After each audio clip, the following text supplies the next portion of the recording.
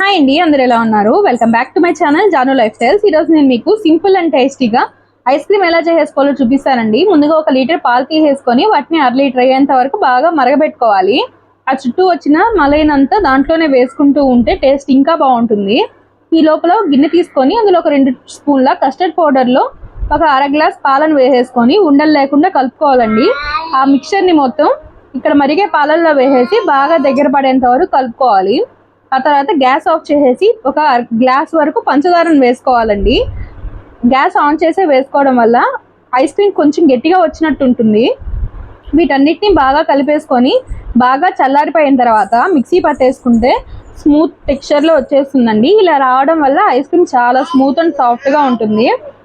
మనం ఒక 8 గంటలు ఫ్రిడ్జ్లో పెట్టేసుకున్న తర్వాత ట్రూటీ ఫ్రూటీ డ్రై ఫ్రూట్స్ సర్వ్ చేసేసుకోవడమే. Thank you so much for watching. Please like, share and subscribe to Janu life styles.